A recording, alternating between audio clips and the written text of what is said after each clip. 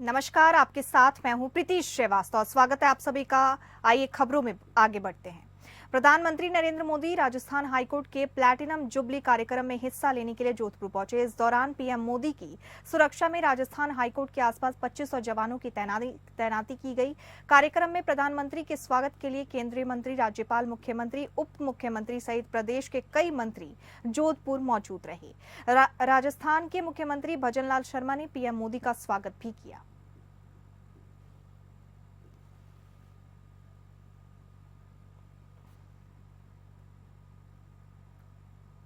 प्रधानमंत्री नरेंद्र मोदी महाराष्ट्र के जलगांव पहुंचे। इस दौरान प्रधानमंत्री मोदी ने उन 11 लाख नई लखपति दीदी को प्रमाण पत्र देकर सम्मानित किया, जिन्होंने उनके तीसरे कार्यकाल के दौरान इस मुकाम को हासिल किया है। पीएम मोदी ने 2500 करोड़ का रिवॉल्विंग फंड भी जारी किया। इसमें 4.3 लाख स्वयं सहायता समूहों के लगभग 48 लाख सदस्यों को लाभ होगा। पीएम मोदी ने 5000 करोड़ का बैंक ऋण भी वितरित किया। इससे 2.35 लाख एसएचजी के 25.8 लाख सदस्य लाभान्वित होंगे। समारोह के दौरान पीएम मोदी ने कोलकाता के महिला डॉक्टर से दुष्कर्म हत्याकांड को लेकर पूरे देश में मचे बवाल के बीच पीएम मोदी ने महिलाओं के खिलाफ अत्याचार मुद्दे पर भी बयान दिया। उन्होंने कहा कि आज मैं एक बार फिर देश के हर राजनीतिक दल से कहूंगा और राज्य सरकार से कहूंगा कि महिलाओं के खिलाफ अपराध असक्षमय पाप है। दोषी कोई भी हो, वो बचना नहीं चाहिए। उसको किसी भी रूप में मदद करने वाले बचने नहीं चाहिए।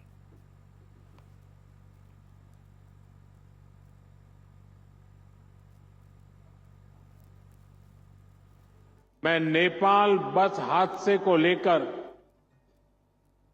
अपनी पीड़ा व्यक्त करना चाहता हूं।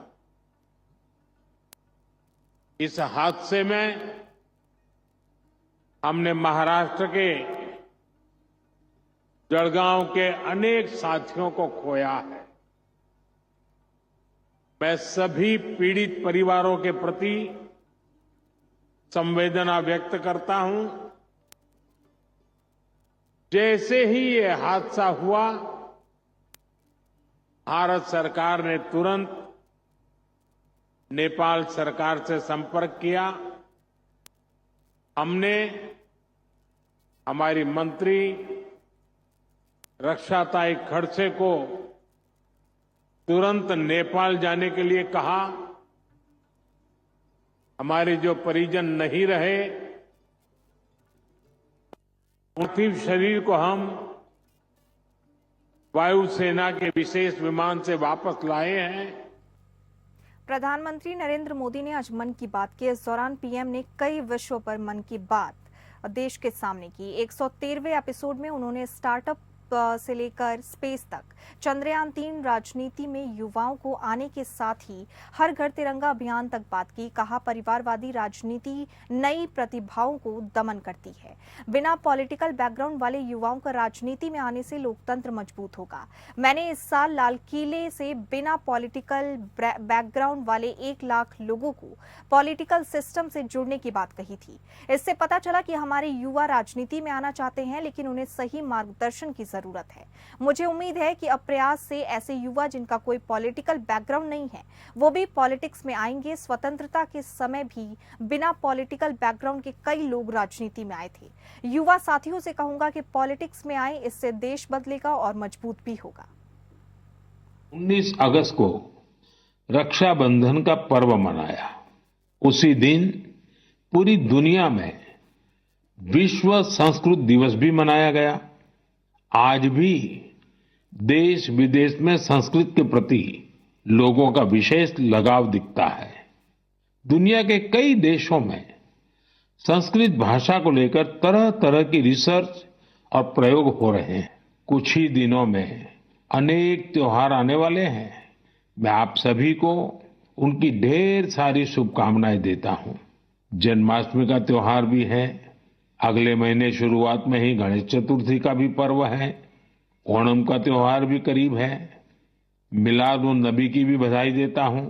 साथियों, इस महीने 29 तारीख को तेलुगु भाषा दिवस भी है। ये सचमुच बहुत ही अद्भुत भाषा है। मैं दुनिया भर के सभी तेलुगु भाषियों को तेलुगु भाषा दिवस की शुभकामनाएं देता हूं। प्रपंच व्याप्तंगा उन्न तेलुगु वारिकी तेलुगु भाषा दिनोत्सव शुभाकांक्षलु। छत्तीसगढ़ की विष्णुदेव साय सरकार द्वारा माओवादी आतंकवाद के विरुद्ध उठाए जा रहे कदमों की केंद्रीय गृह और सहकारिता मंत्री अमित शाह ने भी तारीफ की है। आपको बता दें, छत्तीसगढ़ सरकार द्वारा पिछले 8 महीने में जिस तरह नक्सलवाद को खत्म करने के लिए प्रभावी रणनीति को लागू किया गया, उसकी केंद्रीय गृह और सहकारिता मंत्री ने सराहना की है। वहीं छत्तीसगढ़ के मुख्यमंत्री विष्णुदेव साय ने केंद्र सरकार की जमकर तारीफ की। उन्होंने कहा कि पीएम मोदी के कुशल मार्गदर्शन में हमारी सरकार ने प्रदेश वासियों के लिए कई महत्वपूर्ण फैसले लिए हैं, जिसके तहत तेंदुपत्ता खरीदने की प्रक्रिया में आमूलचूल परिवर्तन किए जाएंगे।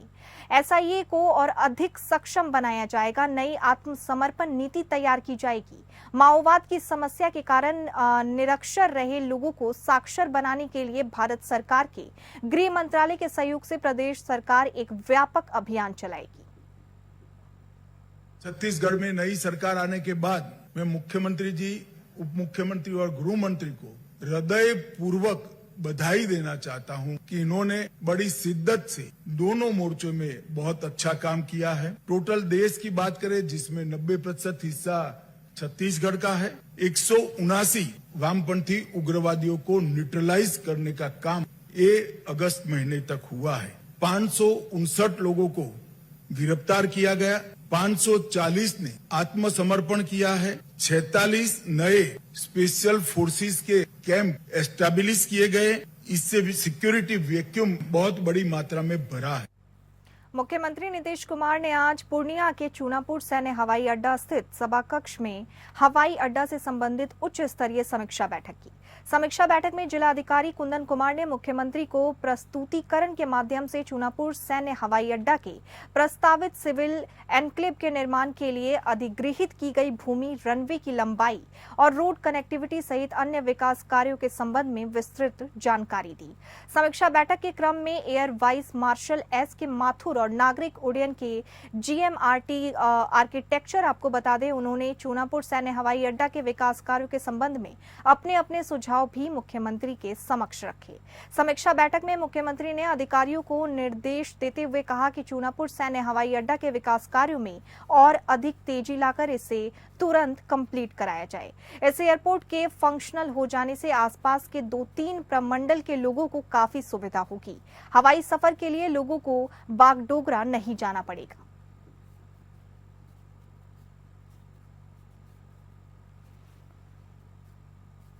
पूर्व सीएम भूपेश बघेल के काफिले को रोककर उनके सुरक्षा कर्मियों के साथ विहिप और बजरंग दल के कार्यकर्ताओं के द्वारा की गई अभद्रता की कांग्रेस ने कड़ी निंदा की है। आपको बता दें, कांग्रेस संचार प्रमुख सुशील आनंद शुक्ला ने कहा कि सत्ताधारी दल भाजपा से जुड़े हुए कार्यकर्ताओं का ये आचरण काफी ज्यादा गंदा है, अस्वीकार्य है। विपक्ष के प्रमुख नेता जिन्हें उच्च सुरक्षा प्राप्त है, उनके काफिले को रोककर अभद्रता करने का दुस्साहस भाजपा को भारी पड़ेगा। इस मामले में सरकार और भारतीय जनता पार्टी और नेतृत्व स्पष्टीकरण जारी करे और दोषी कार्यकर्ताओं पर कार्रवाई करे, अन्यथा कांग्रेस के कार्यकर्ता भी उन्हीं की भाषा में जवाब देंगे। मुख्यमंत्री, मंत्रियों और भाजपा नेताओं के कार्यक्रमों का भी विरोध किया जाएगा। सरकार ये ना भूले कि केंद्रीय गृह मंत्री छत्तीसगढ़ में ही नहीं, यदि पूर्व मुख्यमंत्री भूपेश बघेल के साथ हुई अभद्रता का जवाब कांग्रेस भी उन्हीं की भाषा में देने पर आ जाए तो राज्य सरकार की बड़ी फजीहत होगी। पूर्व मुख्यमंत्री भूपेश बघेल की सुरक्षा में बड़ी चूक बजरंग दल और विश्व हिंदू परिषद के कार्यकर्ताओं ने पूर्व मुख्यमंत्री भूपेश बघेल के काफिले को रोककर सुरक्षा अधिकारियों के साथ धक्का मुक्की और बदतमीजी की। तो सरकार इतनी डरी सहमी हुई है कि अब इस प्रकार से अपने कार्यकर्ताओं के द्वारा विपक्ष के नेताओं को टारगेट किया जा रहा है। ये पहली बार ऐसा हुआ है। यदि वहां चक्का जाम की सूचना पहले से थी, पहले चक्का जाम होता, प्रशासन हमको बता देते, सुरक्षा कर्मचारी अधिकारी दूसरे रास्ते से लाते, लेकिन ऐसा कुछ नहीं हुआ। वो अचानक वो आया, जैसे मेरी गाड़ी की सायरन बजी, टारगेट की सायरन बजी, तत्काल वो आ गए। तो इस प्रकार से धक्का मुक्की भी किए, बदतमीजी भी किए और सुरक्षा अधिकारियों के साथ भी धक्का मुक्की किए।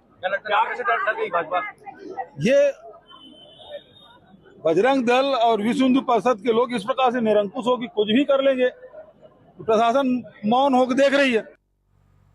आजाद समाज पार्टी के प्रमुख और सांसद चंद्रशेखर आजाद कानपुर पहुंचे। चंद्रशेखर ने यूपी सरकार को लेकर विवादित बयान दिया है। उन्होंने बयान देते हुए कहा कि उत्तर प्रदेश के हालात ठीक नहीं है, महिलाओं के साथ रेप, हत्या, अत्याचार हो रहा है और उत्तर प्रदेश में गरीबों, किसानों के दमन की राजनीति हो रही है। आपको बता दें कि चंद्रशेखर ने कोर्ट और सरकार पर प्रश्न चिन्ह खड़ा करते हुए कहा कि दोनों की मंशा ठीक नहीं है। सुप्रीम कोर्ट ने आज तक एक भी फैसला SC/ST के हित और रक्षा में नहीं लिया। सुप्रीम कोर्ट ने SC/ST के मामलों में जो फैसले लिए हैं वो सारे फैसले आरक्षण पर हमले जैसे हैं, इसलिए उनके फैसले में मंशा पर शक है। ऐसे में कानपुर में सीसामऊ विधानसभा में होने वाले उपचुनाव को लेकर चंद्रशेखर ने कहा कि सपा विधायक इरफान सोलंकी का उत्पीड़न किया गया, आजाद समाज पार्टी उनकी आवाज उठाएगी। और वहीं भाजपा विधायक द्वारा टीवी डिबेट में बसपा प्रमुख पर विवादित बयान देने वाले विधायक को जूते से पीटने की बात कही गई। आगे उन्होंने कहा कि भाजपा के कुछ नेताओं के दिमाग खराब है, अपने नेताओं को खुश करने के लिए वो हैसियत से ज्यादा बोलते हैं। चंद्रशेखर ने बसपा प्रमुख मायावती को लेकर बयान देते हुए कहा कि बहन जी हमारी नेता हैं, उनके सम्मान की लड़ाई आजाद समाज पार्टी लड़ेगी।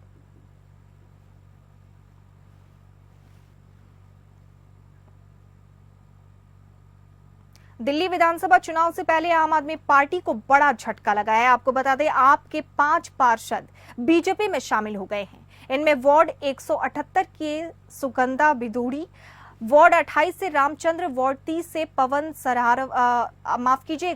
सहरावत, वार्ड 180 से मंजू निर्मल, वार्ड 177 से ममता पवन शामिल हैं। सम्मानित निगम पार्षदगण, मीडिया के सभी सम्मानित साथियों, आदरणीय अध्यक्ष जी के बोलने के बाद अब मेरा बोलना बनता नहीं है।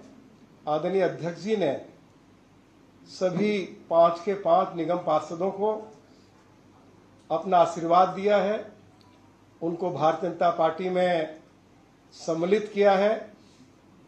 मैं सभी 5 पार्षदों का अपनी ओर से और अपनी लोकसभा क्षेत्र की ओर से स्वागत करता हूं, अभिनंदन करता हूं और उनको भारतीय जनता पार्टी में आज माननीय अध्यक्ष जी ने सम्मिलित किया है।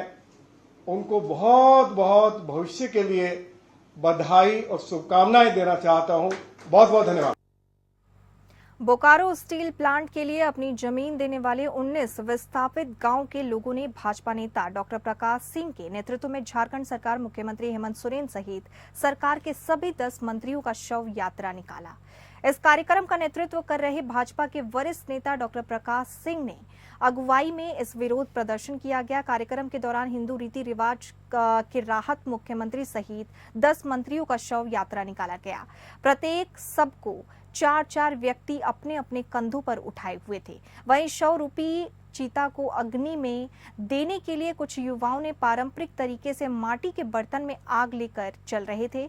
बाकी ग्रामीणों ने आक्रोश में व्यक्त करने के लिए हाथों में काले रंग का गुब्बारा पकड़ रखा था। विस्थापित ग्रामीण हेमंत सोरेन सरकार विरोधी नारेबाजी भी कर रहे थे, जिनका एक ही मांग था, विस्थापित को पंचायत का दर्जा दिया जाए। पिछले 4 महीनों से विस्थापित गांव को पंचायत दिलाने के लिए लगातार हम लोग संघर्ष कर रहे हैं। माननीय मुख्यमंत्री से लेकर पार्लियामेंट तक में बात उठ चुकी है। सदन में भी आपने देखा होगा कि हमारे माननीय सांसद दुल्लू महतो जी ने उठाया है। और 1 महीना पहले इरफान अंसारी जी भी शायद बोले थे, जो महिला कांग्रेस की जो नेत्री हैं, उन्होंने भी कहा था कि 1 हफ्ता में इरफान अंसारी जी कर देंगे। लेकिन 1 महीना बीत चुका है, मंत्री जी कर क्या रहे हैं? माल समेटने में लगे हुए हैं। अब सारे विस्थापित के लोग यह जान चुके हैं कि यह सरकार हमको पंचायत का दर्जा नहीं देगी। तो अभी भी 1 महीना का बाकी है। यह सोच के साथ कि 1 महीना का समय बाकी है, सारे मुख्यमंत्री सहित 10 मंत्री का आज हम लोग चिता जलाने जा रहे हैं। 4-4 कांधा विस्थापितों ने दिया है और आप देखेंगे कि सैकड़ों के संख्या में सब यात्रा निकाली जा रही है। सम्मान के साथ सब यात्रा हेमंत सोरेन सरकार का सम्मान के साथ। और मैं बता देना चाहता हूं, अगर यह पंचायत का दर्जा नहीं देंगे तो कांधा देने वाला भी चुनाव के बाद इनको आदमी नहीं मिलेगा। बिहार जल संसाधन विभाग के एक वरिष्ठ इंजीनियर भागलपुर जिले में तटबंध का निरीक्षण करने के लिए नाव पर सवार होकर जाते समय गंगा नदी में गिर गए, जिसके बाद एनडीआरएफ कर्मियों ने उन्हें बचाया। एक अधिकारी ने यह जानकारी दी। दुर्घटना के समय जल संसाधन विभाग के कटिहार प्रक्षेत्र के मुख्य अभियंता अनवर जमील एनडीआरएफ की मोटर बोट पर सवार थे। वो 8.26 किलोमीटर लंबे इस्माइलपुर बिनटोली तटबंध के मरम्मत कार्य का निरीक्षण करने के लिए यात्रा कर रहे थे। भागलपुर में नौगछिया के इस्माइलपुर बिनटोली के ध्वस्त तटबंध का मुआयना करने के दौरान कटिहार के मुख्य अभियंता बाढ़ के पानी में गिर गए। फ्लड फाइटिंग डिवीजन कटिहार के मुख्य अभियंता अनवर जमील लगातार कैंप कर रहे थे। इसी दौरान वो भागलपुर में ध्वस्त तटबंध को मुआयना करने गए थे। इसी दौरान आपको बता दें, तेज रफ्तार में वो बैलेंस बनाकर नहीं रख सके, जिसके कारण गंगा नदी में वो गिर गए।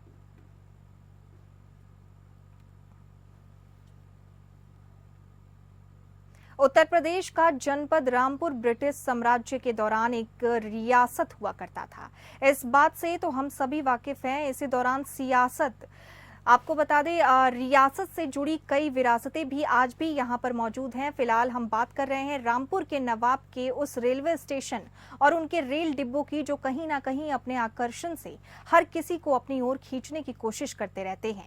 देश में वैसे तो सबसे पहले रेल सेवा की शुरुआत साल 1953 में मुंबई के ठाणे के बीच में शुरू हुई थी, लेकिन इन सबके बीच रामपुर रियासत का भी उस दौर में काफी जलवा रहा है।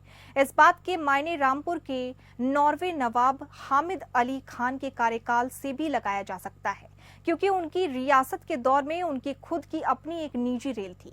बाकायदा अपना एक रेलवे स्टेशन भी था, जहां पर नवाब हामिद अली खान ये रेल रुका करती थी। उनके इसी रेल के 2 डिब्बे आज भी रेलवे स्टेशन पर मौजूद हैं, जो वर्तमान के समय में नवाब खानदान की व्यक्तिगत संपत्ति के रूप में पहचाने जाते हैं। नवाब हामिद अली खान की दिलचस्प बात यह है कि जब इतिहास के उन सुनहरे पन्नों को पलटा जाता है तो देखने को मिलता है कि उनके द्वारा साल 1894 में अपने रेलवे स्टेशन का काफी बड़ा हिस्सा ब्रिटिश गवर्नमेंट को गिफ्ट कर दिया गया था। वहीं अपने लिए उनके द्वारा कुछ हिस्सा रोक लिया गया था, जिस पर आज भी नवाब खानदान के वारिसों का हक है और कब्जा भी है। नवाब रेलवे स्टेशन तो खुद ही अपने आप में आकर्षण का केंद्र है, वहीं इसके प्लेटफॉर्म पर खड़े 2 डिब्बे भी हर किसी को अपनी ओर खींचने में कोई कसर नहीं छोड़ते।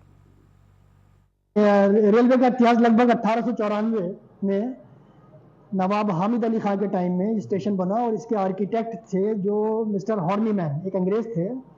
उन्होंने इस स्टेशन की बुनियाद रखी थी और उसको उस हिसाब से डिज़ाइन किया गया था, जिसमें ऐतिहासिक झलक आज भी उसकी देखने को मिलती है रामपुर की स्टेशन बिल्डिंग में।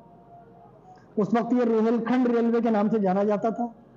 बाद में अवध रेलवे और रोहेलखंड रेलवे को टेकन ओवर कर लिया था ईस्ट इंडिया कंपनी ने। जब अंग्रेज आए तो इन्होंने इसको ईस्ट इंडिया कंपनी के नाम से अपना रेलवे चलाया था। और 1957 में मुरादाबाद डिवीजन का गठन हुआ, क्योंकि पहली रेल चली थी 1853 में। और रामपुर स्टेशन जो था, हालांकि ट्रेन तो पहले से चलती थी, लेकिन नवाबों ने इसको गिफ्ट किया था 1894 में। उसके बाद सिलसिला शुरू हुआ इसका नित्य प्रगति का, और इस तरीके से स्टेशन रामपुर से लेकर के मिलक के बीच में एक स्टेशन हुआ करता था, धमौरा, उस वक्त भी था। कान्हा के जन्मोत्सव को लेकर मथुरा वृंदावन को दुल्हन की तरह सजाया गया। मथुरा कान्हा की नगरी पूरी तरह तैयार। कान्हा के आगमन को लेकर आने लगे श्रद्धालु और सजने लगे बाजार। वहां पे बहुत अच्छे तरीके से सजावट हो चुकी है। मथुरा में कई दिन पहले से सजावट जो है वो शुरू हो जाती है। श्री कृष्ण जन्मोत्सव की पूरी तैयारियां शुरू हो चुकी हैं। पूरा शहर दुल्हन की तरह सजाया गया है। आप अपनी टीवी स्क्रीन पर सजावट का पूरा नजारा देख सकते हैं। योगीराज भगवान श्री कृष्ण का 5251वां जन्मोत्सव मनाया जाना है। पूरे देश में जन्माष्टमी की धूम रहेगी। अगर हम बात मथुरा की करते हैं तो मथुरा की पहचान भगवान श्री कृष्ण से है, क्योंकि यहाँ पर भगवान श्री कृष्ण ने जन्म लिया था। इस समय हम भगवान की जन्मस्थली श्री कृष्ण जन्म स्थान पर मौजूद हैं, जहाँ पर आप देख सकते हैं, हम तस्वीरों में अपने दर्शक देख पा रहे होंगे कि भव्यता से पूरे जन्मस्थल को सजा दिया गया है। जो पूरा जन्म स्थल है पूरा जगमगा रहा है। यहाँ पर प्रशासन द्वारा पूरी कमर कस के यहाँ पर तैयारी की गई थी कि जितने भी लोग यहाँ पर आएंगे वो सब भगवान श्री कृष्ण के जन्म के साक्षी बनेंगे, उन्हें किसी तरह की कोई समस्या ना हो। इसके लिए प्रशासन लगातार यहाँ पर महीनों से लगा हुआ था और पूरा जो प्रांगण है उसको जगमग कर दिया गया है ताकि उसकी भव्यता जितने भी यहाँ पर श्रद्धालु आने वाले हैं उनको मोह सके। जन्माष्टमी पर हर बार यहाँ पर योगी आदित्यनाथ मथुरा पहुंचते हैं। इसके साथ ही कल भी वो रहेंगे और इसके साथ रात्रि विश्राम भी उनका यहाँ रहेगा।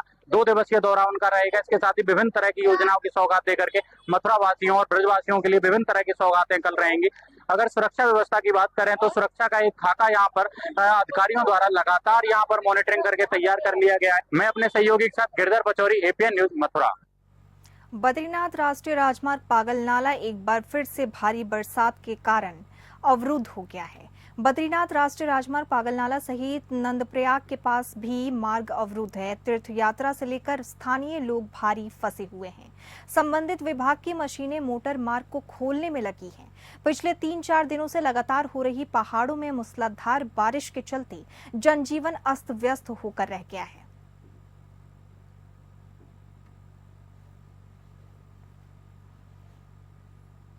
बागेश्वर के ग्रामीण इलाकों से हत्या जैसी वारदातों में भी लीपापोती करने के आरोप बागेश्वर पुलिस पर लगना शुरू हो गए हैं। 2 महीने पहले आपको बता दें, भेरू चौबट्टा में दलित युवक मनोज कुमार का शव गाड़ी में लटका मिला था। परिजनों द्वारा हत्या की रिपोर्ट दर्ज कराई गई थी। बागेश्वर पुलिस अभी तक न्यायालय में चार्ज शीट पेश नहीं कर पाई। पीड़ित परिजनों का आरोप है कि पुलिस मात्र 2 दिन खाना पूर्ति के लिए ही घटनास्थल पर आई। परिजनों द्वारा दिए गए आरोपियों के नामों में पुलिस ने कोई पूछताछ नहीं की गई। पुलिस के द्वारा आपको बता दें पूछताछ नहीं की गई। पुलिस की कार्यशैली में परेशान होकर भेरू चौबाटा गांव के परिजनों ने जिलाधिकारी बागेश्वर अनुराधा पाल से फरियाद लगाई है। न्याय नहीं मिलने पर आमरण अनशन की चेतावनी भी ग्रामीणों द्वारा दी गई है।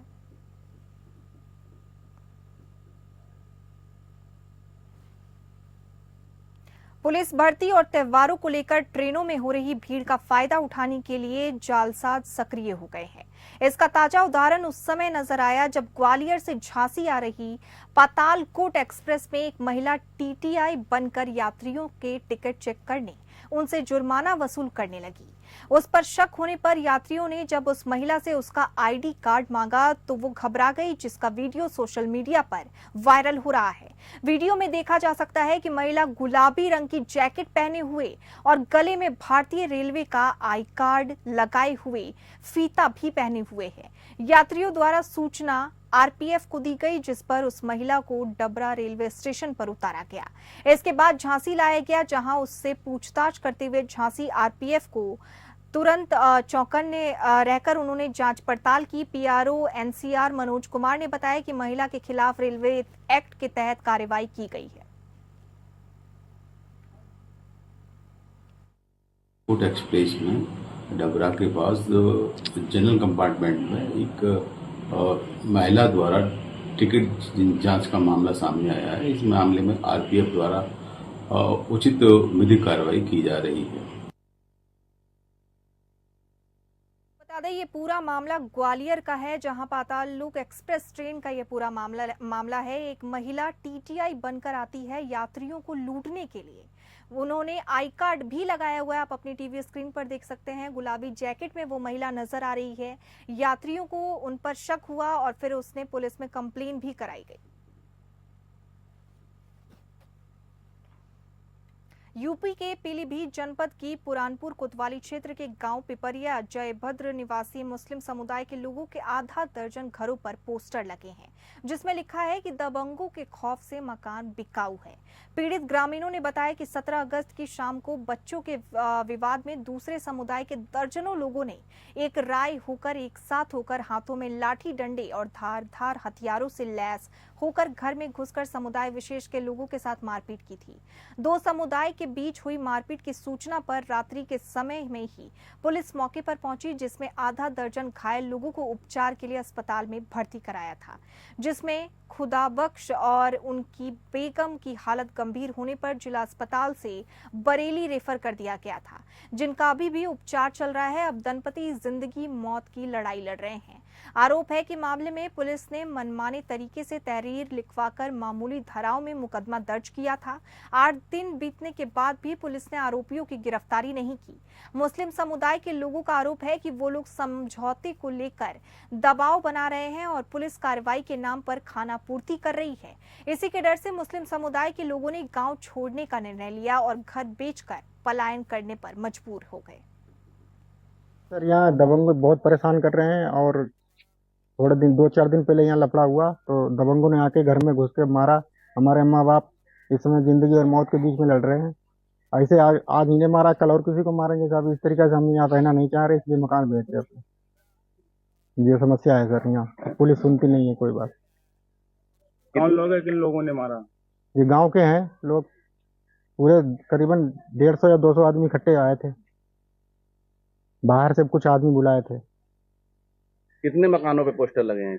यहाँ करीबन 6-7 मकानों में लगे हैं पोस्टर। जहाँ जहाँ जिस लोगों को मारा है उन्हीं लोग, वही लोग परेशान हैं। हमास और इजराइल बीते 10 महीनों से जंग लड़ रहे हैं। इस बीच इजराइल और लेबनान के हिजबुल्लाह के बीच भी युद्ध छिड़ता दिख रहा है। दोनों के बीच तनाव तब बढ़ गया जब इजराइल ने हिजबुल्लाह के ठिकानों पर हवाई हमले शुरू किए। इसके जवाब में हिजबुल्लाह ने भी हमला किया।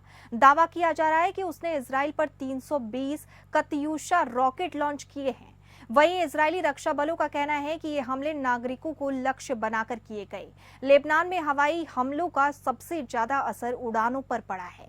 इजराइल के बेन गुरियन अंतरराष्ट्रीय हवाई अड्डे ने आने वाली उड़ानों को डाइवर्ट कर दिया है। वहीं कुछ उड़ानों में देरी भी हो रही है।